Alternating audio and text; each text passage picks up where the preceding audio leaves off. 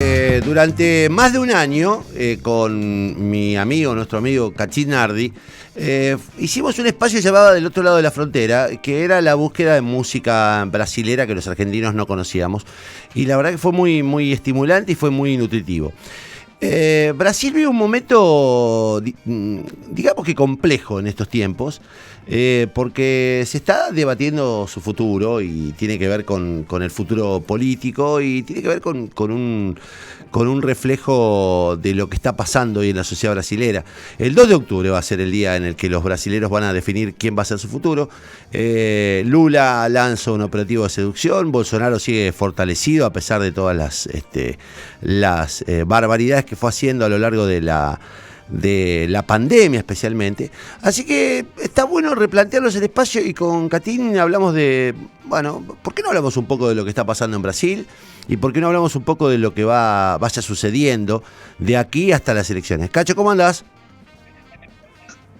Salve, salve, boa tarde já, né? Já buenas tardes aí para ustedes. Bien, todo bien por aquí. Bueno, ¿cómo fue el retorno? ¿Bien?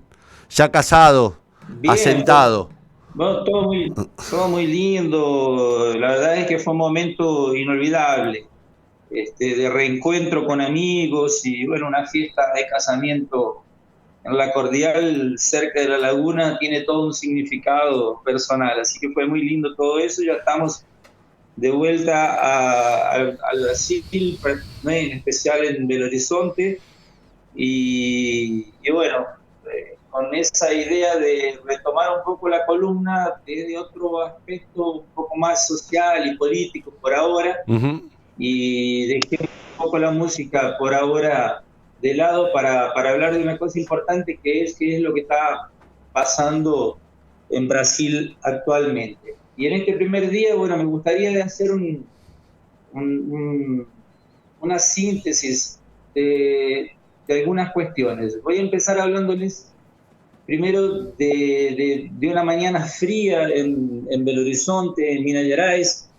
Ustedes saben que acá es el clima de montaña, ¿no? Uh-huh. Y que hay lugares en Minas Gerais que son muy fríos todo el año por la altura, pero que hoy se han registrado, por ejemplo, 4 grados acá en Belo Horizonte, entonces hay lugares a donde llegó a cero o abajo de cero, Uh-huh. y bueno, es una época en la que los lugares turísticos se mueven mucho en función del frío, donde la gente va a disfrutar, incluso en el sur de Brasil, de algunos lugares con nieve, a donde la gente va a tomar un vino, a contemplar ese frío como un hecho turístico. Pero bueno, por otro lado, infelizmente, por ser un país tropical, no hay preparo para las bajas temperaturas. Y entonces, bueno, hubo casos de gente que vive en las calles, que la pasó muy mal y que se está muriendo. O sea, hay algunos casos de muerte por frío registrados entre antes de ayer y hoy, y que se va a continuar repitiendo esto por varios días más porque realmente el frío que está haciendo acá es sorprendente. Bueno, contanos en este contexto de frío cómo empieza a calentarse la política, porque ahí Bueno, me parece que está claramente dividido el país, ¿no? Más allá de que existan sí, alternativas, sí. uno lo que percibe es que vamos hacia un enfrentamiento frontal entre Bolsonaro y Lula, ¿no? Exactamente. Bueno, para hablar de eso, yo quería justamente hoy dar una pincelada sobre cómo es que se organiza la política acá y tal vez comparar cómo funciona la política, cómo es el régimen que funciona en Argentina, ¿no? Obviamente estamos en una democracia y es impresionante tener que recordar todo el tiempo que hay un sistema electoral democrático. Acá, últimamente los medios de comunicación están hablando permanentemente de eso, de que hay un sistema electoral democrático que tiene que ser respetado. Acá existen las cámaras de diputados y senadores que representan el poder legislativo por un lado, el Supremo Tribunal Federal, que es el poder judicial, y bueno, después tenés el gobierno en sí compuesto por los ministerios, ¿no? Que es el Ejecutivo. Ujú. Y bueno, básicamente es eso lo que se mueve, digamos, en debate constante, y que esos tres poderes son independientes, siempre han sido independientes dentro del contexto democrático, a pesar de que en este momento vemos un ataque permanente de Bolsonaro y la gente que lo sigue a él, sobre todo el Poder Judicial, ¿no? Pero bueno, comencemos entonces situando a la gente que nos escucha ahí de quién es quién en ese escenario político actual, porque hablemos de las dos visiones que existen y de las proporciones aparentes y reales que eso tiene. Hablemos de justamente esa polarización que vos citabas, que básicamente parece como que está entre Lula y Bolsonaro, y que digamos que hay un 33% que es fiel a Bolsonaro, y que se ha mantenido desde la elección anterior hasta esta elección como un público presente y permanente que lo apoya. Independiente de cualquier actitud anticonstitucional que pueda tomar, o sea, él propone permanentemente un golpe, o sea, viene anunciándolo. El año pasado hablamos un poco de eso mismo dentro de esta columna, y hablando de música citamos la cuestión del golpe que se anunció para el 7 de septiembre y que no sucedió porque no hubo apoyo.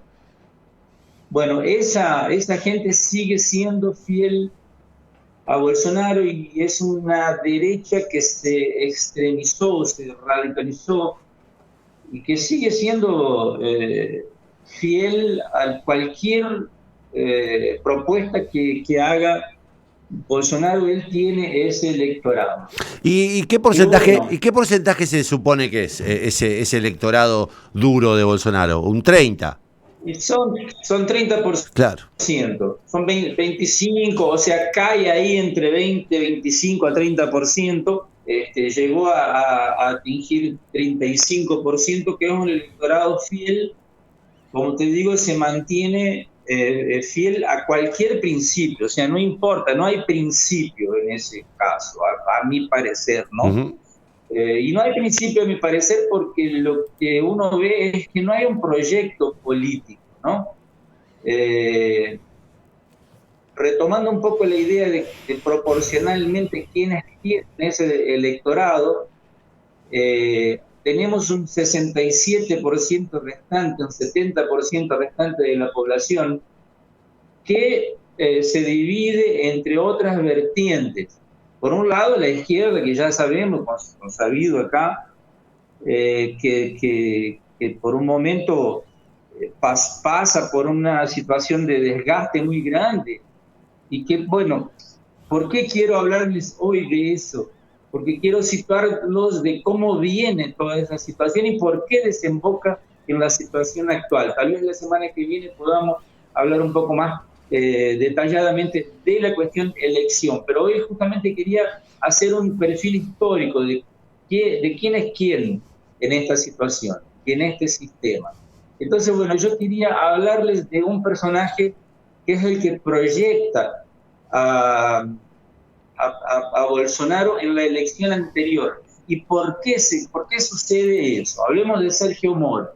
Sergio Moro es un juez que ustedes saben, de Curitiba, que fue el tipo que le abrió el camino a Bolsonaro para que sea elegido presidente en la elección anterior. ¿Y cómo lo consiguió?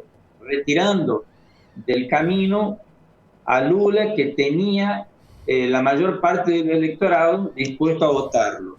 Bueno, ¿cómo sucedió eso? Eso sucedió a través de un proceso judicial. De hecho, sucedió porque hubo muchos problemas en el gobierno del Partido de los Trabajadores de corrupción, serios problemas de corrupción. Entonces se instaura la lavallato, que se llama acá, un proceso judicial que lo incrimina a Lula sin pruebas y lo condena y lo encana a Lula sin pruebas. Bueno, así abre el camino para quien sea, o sea, no importaba mucho quién fuese la otra vertiente de derecha que vendría a ocupar ese espacio. Pero desgraciadamente el personaje de derecha más exponente en ese momento era Bolsonaro. Para Moro, Bolsonaro es un personaje muy importante porque era un tipo al que supongo yo, Moro, creía que le iba a poder driblar en su propio gobierno y ocupar el espacio de Bolsonaro. Y fue lo que intentó hacer. Lo que hizo fue entrar en su gobierno como Sí, ministro de Justicia. ministro de Justicia, exactamente, y colectar algunos datos para intentar incriminarlo a Bolsonaro. Y él hace eso, pone a prueba una reunión fatídica que sucedió en una oportunidad con todos los ministros y todo el equipo de Bolsonaro, donde se veía que el proyecto era destruir el poder judicial para poder tener poder absoluto.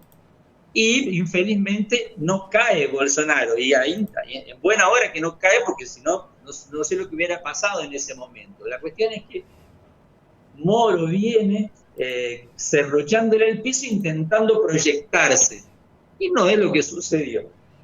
Bueno, este tipo se fue a Estados Unidos a trabajar en una empresa muy, muy dudable, todo lo que hizo en Estados Unidos. Ahora volvió para intentar ocupar un espacio en lo que se llama de la tercera vía, que es una tercer camino político que no sea Lula y Bolsonaro. Y se viene hundiendo y desapareciendo del campo político junto con otros personajes que ya están actuantes en la política hace más tiempo. Es el caso de Jorge Dorio, que es de Dorio, que es el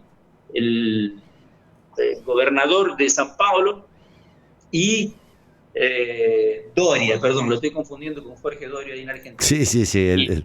Y bueno, Doria no ocupa el espacio de la tercera vía como se había pensado. Entonces, la situación real es que este señor creó todo un sistema para intentar proyectarse a la presidencia, sacándolo a Lula del camino, poniendo un inverde en el camino de la presidencia, intentando derrumbarlo después. No sucedió eso. Y bueno, pero ¿por qué se llegó a eso? Entonces vamos un poquito más atrás para que entendamos. Esto sucedió a partir de la elección anterior, de cuando Dilma Rousseff gana por segunda vez las elecciones. ¿Quiénes eran los personajes que estaban en ese juego? Bueno, había un personaje de acá, de Belo Horizonte, de Minas Gerais, que es Aécio Neves, que ustedes deben saber, el nieto de Tancredo Neves, que fue presidente. Primer presidente de la democracia. Bueno, después que él falleció y al final no asumió. Pero bueno, ese nieto de Tancredo Neves, que es Aécio Neves, que es de acá de Belo Horizonte, es un importante político de acá, con altos problemas de corrupción, fue el que disputó la segunda elección en la que gana Dilma. Y cuando perdió, no aceptó que había perdido.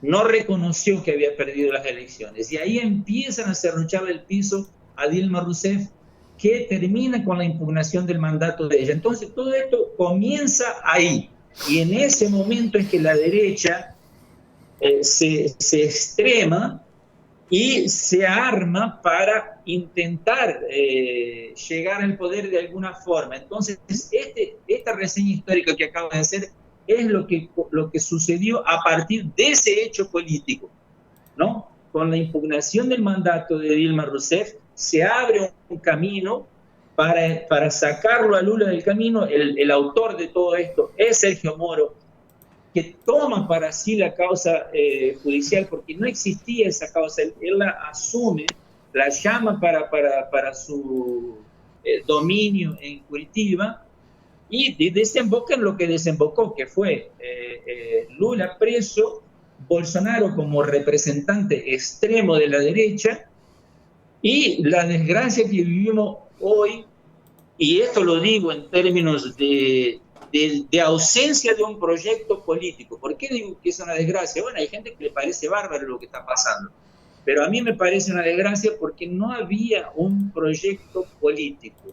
Y ahí sí, bueno, hablemos de quién es Bolsonaro. Bolsonaro es un diputado del bajo clero, del fondo de la Cámara de Diputados, que, bueno, ustedes saben, se proyectó a los medios de comunicación de una forma impresionante a partir de un discurso absolutamente extremista, homofóbico, contra las mujeres embarazadas, contra los derechos del trabajador, en fin, defendiendo una serie de cosas y defendiendo sobre todo una postura anticomunista. O sea, si no me eligen a mí, el Brasil va a pasar a ser un país comunista, y, en fin, un argumento ridículo que, apoyado sobre todo por los medios de comunicación de las redes sociales y digitales,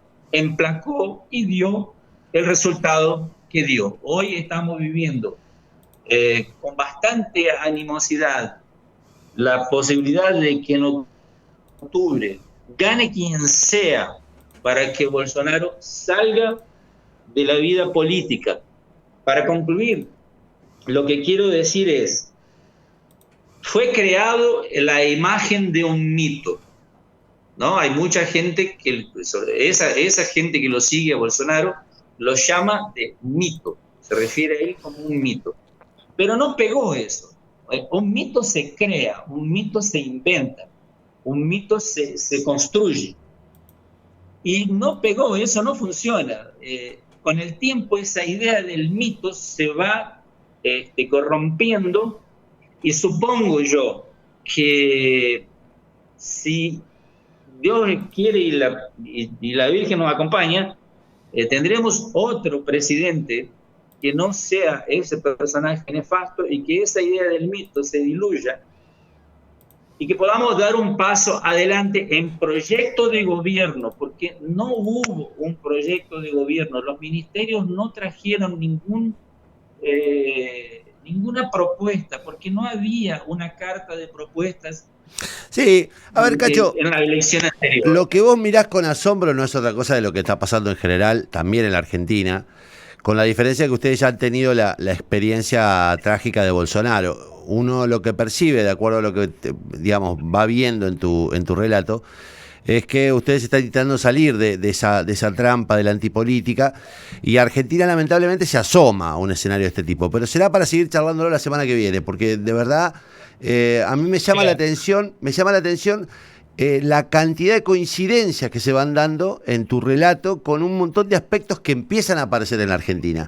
El anticomunismo, el argumento del salvataje, porque si no caemos en manos del anarquismo y de las... Digo, es interesante ver cómo los procesos se replican y cómo Argentina, lamentablemente, no supo ver lo que estaba pasando en Brasil, y la dirigencia política, que es la responsable de no tener planes de gobierno y soluciones, termina ayudando involuntariamente, por su propio narcisismo y su propia incapacidad, a acercar a escenarios tan dramáticos como los que vive y puede seguir viviendo Brasil si no hay una interrupción del proceso de Bolsonaro. Pero nos quedamos sin tiempo, Cacho, estamos sobre las 2:30.